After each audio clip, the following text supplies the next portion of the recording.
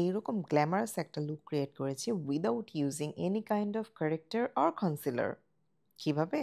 চলুন শুরু করি। ফার্স্টেই বেবি স্কিনের প্রাইমার অ্যান্ড ববি ব্রাউনের প্রাইমার কাম ময়শ্চারাইজার দুইটা একসাথে মিক্স করে বেস প্রাইমার হিসেবে ইউজ করে নিচ্ছি।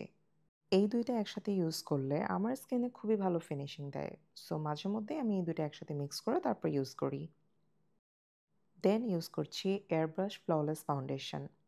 ফাউন্ডেশনের শেডটা আমি একটু লাইট ইউজ করছি কারণ আমি কোনো কারেক্টার বা কনসিলার ইউজ করব না।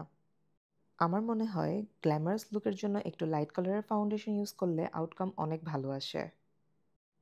একটা ওয়েট বিউটি ব্লেন্ডার দিয়ে ভালো মতো আমি ফাউন্ডেশনটাকে ব্লেন্ড করে নিচ্ছি। এরপর শি গ্ল্যামের skin focus high coverage foundation powder দিয়ে আমার ফাউন্ডেশনটাকে ভালো মতো সেট করে নিচ্ছি।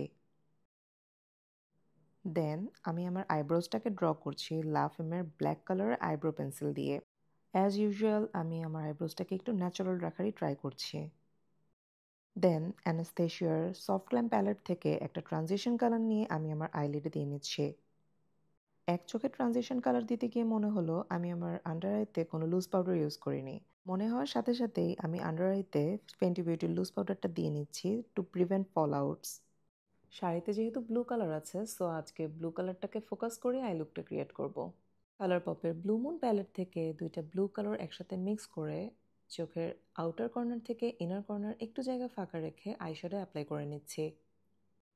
যেহেতু দুইটা আইশ্যাডো আমি একসাথে মিক্স করে ইউজ করছি, সো খেয়াল রাখতে হবে দুই চোখেই যাতে সমানভাবে আইশ্যাডো দুইটা ব্লেন্ড হয়।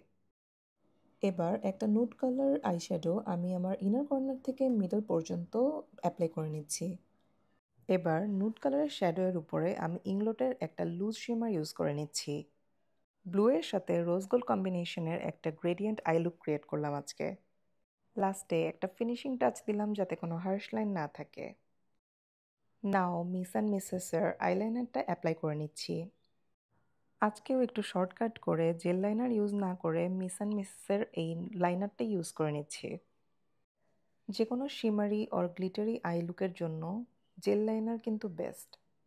আজকে কেন জানি আমার সব কিছু উল্টাপাল্টা হচ্ছিল। অলরেডি আমি আমার ব্লু মুন প্যালেটটা ভেঙে ফেলেছি।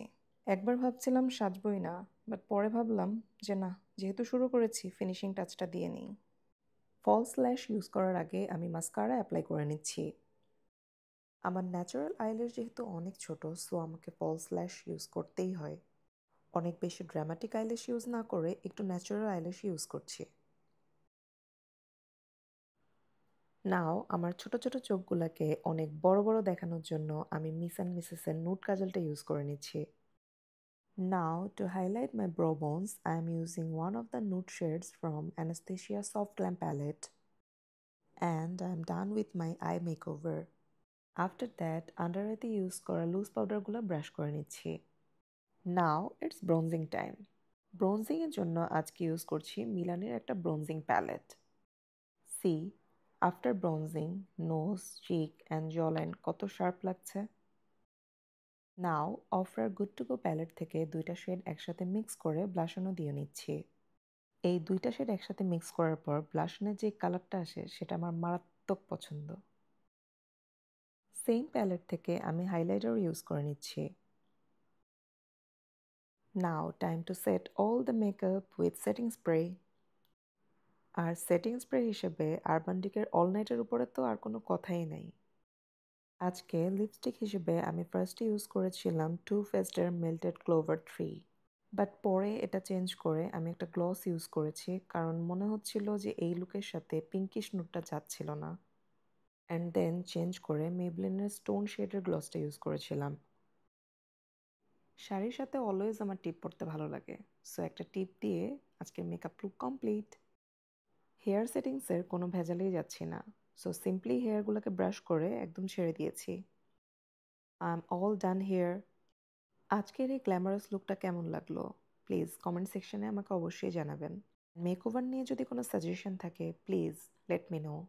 I am not an expert, I want to learn more about makeup.